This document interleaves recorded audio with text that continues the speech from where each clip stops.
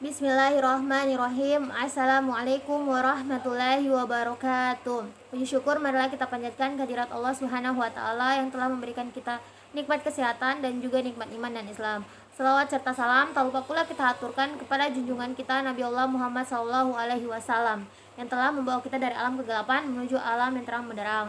Perkenalkan, nama saya Sri Rahayu Kisman. Saya sebagai perwakilan dari kelompok 6 akan mempresentasikan hasil makalah kami dengan tema keterampilan membimbing diskusi kelompok kecil.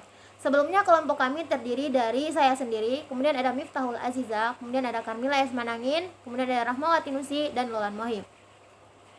Selanjutnya langsung saja kita masuk kepada materi yang pertama, yakni pengertian keterampilan membimbing diskusi kelompok kecil.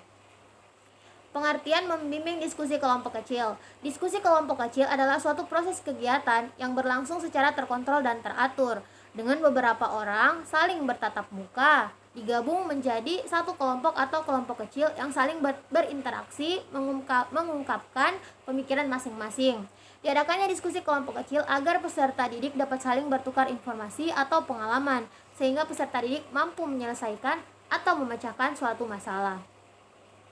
Jadi dalam sebuah kelas dibentuk beberapa kelompok-kelompok kecil yang kelompok itu terdiri hanya dari beberapa siswa saja, seperti itu. Kemudian materi yang kedua yakni tujuan dan manfaat diskusi kelompok kecil. Ada 5 tujuan dan manfaat dalam diskusi kelompok kecil. Yang pertama adalah memupuk sikap toleransi, yaitu setiap siswa saling menghargai pendapat yang dikemukakan oleh siswa yang satu dengan siswa yang lainnya. Kemudian yang kedua adalah memupuk kehidupan demokrasi, yang setiap siswa secara bebas dan terbiasa mengungkapkan pendapat, kemudian bertukar pikiran dan mencapai tujuan pembelajaran yang diharapkan. Yang ketiga adalah mendorong pembelajaran secara aktif, yaitu siswa dalam membahas suatu topik pembelajaran tidak selalu menerima dari guru, akan tetapi melalui kerjasama dalam kelompok diskusi. Siswa belajar mengembangkan kemampuan berpikirnya, belajar memecahkan masalah.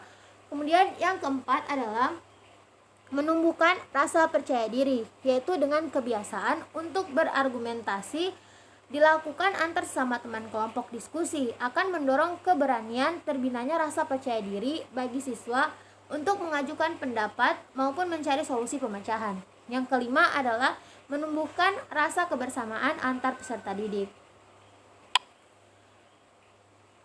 Selanjutnya adalah tahap kegiatan diskusi. Tahap kegiatan diskusi ini dapat dilakukan dengan yang pertama adalah memusatkan perhatian peserta didik dengan cara merumuskan dan topik yang akan dibahas pada awal diskusi dinyatakan melalui pernyataan atau pertanyaan yang meningkatkan rasa ingin tahu peserta didik. Yang kedua adalah mengemukakan masalah-masalah khusus. Yang ketiga adalah catat perubahan-perubahan yang tidak relevan atau menyatakan kembali bila terjadi penyimpangan diskusi dari tujuan atau masalah pokok yang sedang dipecahkan. Yang keempat adalah merangkum hasil pembicaraan diskusi yang telah dilakukan. Kemudian langkah tahap kegiatan diskusi yang kedua adalah memperjelas pendapat peserta didik. Dapat dilakukan dengan cara mengurai kembali gagasan peserta didik yang kurang jelas menjadi lebih jelas, sehingga semua anggota kelompok menjadi paham. Nah, kemudian adalah pendidik meminta peserta didik komentar melalui pertanyaan-pertanyaan yang membawa mereka memperjelas atau mengembangkan ide-ide tersebut.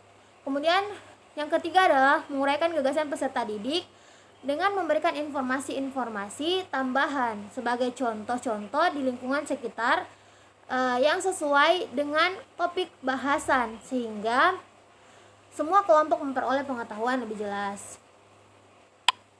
Kemudian yang selanjutnya adalah menganalisis pandangan siswa. Hal ini dapat dilakukan dengan meneliti apakah alasan tersebut memang mempunyai dasar yang kuat. Kemudian yang kedua adalah memperjelas hal-hal yang disepakati dan tidak disepakati.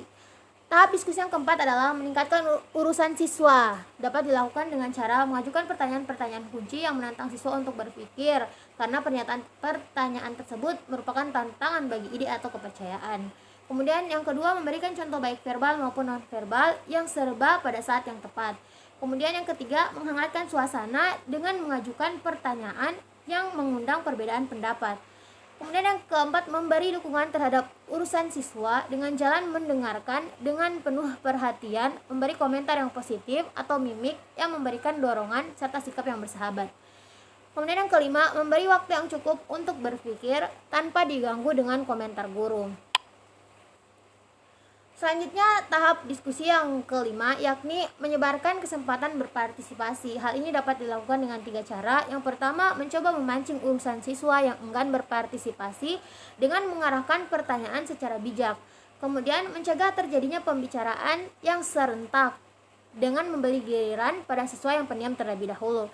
Kemudian mencegah secara bijaksana siswa yang suka memonopoli pembicaraan. Kemudian yang keenam adalah menutup diskusi. Hal ini dapat dilakukan dengan 2 cara, yakni membuat rangkuman sebagai kesimpulan atau pokok-pokok hasil pemikiran yang dihasilkan dari kegiatan diskusi yang telah dilaksanakan. Kemudian menyampaikan beberapa catatan tindak lanjut dari kegiatan diskusi yang telah dilakukan, baik dalam bentuk aplikasi maupun rencana diskusi pada pertemuan berikutnya. Selanjutnya adalah komponen diskusi kelompok kecil. Yang pertama adalah keterampilan mengadakan pendekatan pribadi. Yang kedua adalah keterampilan mengorganisasikan kegiatan pembelajaran. Kemudian yang ketiga adalah keterampilan membimbing dan memberi kemudahan belajar. Kemudian yang keempat adalah keterampilan merancang dan melaksanakan kegiatan pembelajaran. Kemudian tips dan trik diskusi kelompok kecil. Yang pertama adalah kenal. Jadi, siswa yang berada dalam satu kelompok kecil tersebut harus saling kenal mengenal antara satu dengan yang lainnya. Kemudian, pancing kerjasama antara siswa yang satu dengan siswa yang lainnya dengan menentukan siapa saja yang harus berada dalam satu kelompok dan memberikan pertanyaan yang nantinya akan memancing kerjasama antara siswa yang satu dengan siswa yang lainnya. Kemudian pengaturan dana tempat duduk. Pengaturan dana tempat duduk sangat penting dalam melakukan diskusi kelompok kecil, di mana siswa yang peran pasif dalam diskusi tidak harus disandingkan dengan siswa yang berperan pasif juga, namun harus disandingkan dengan siswa yang berperan aktif. Kemudian memberikan pertanyaan tingkat tinggi, di mana guru memberikan sebuah pertanyaan yang nantinya hal ini akan dicari bersama-sama pemecahannya oleh kelompok masing-masing. Kemudian yang kelima adalah tricky.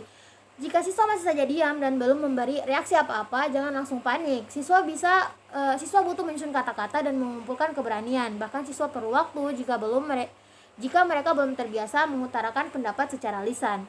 Kemudian salah bukan masalah. Jadi banyak siswa yang takut mengemukakan pendapatnya karena takut salah dalam mengemukakan pendapat. Jadi tanamkan pada siswa bahwa hal yang salah itu tidak akan menjadi sebuah kesalahan, melainkan sebuah pembelajaran agar bisa lebih baik untuk kedepannya lagi. Seperti itu. Ya, mungkin hanya itu penjelasan saya mengenai PPT kami dengan tema membimbing diskusi kelompok kecil. Atas perhatiannya saya ucapkan terima kasih. Akhirul kalam saya ucapkan assalamualaikum warahmatullahi wabarakatuh.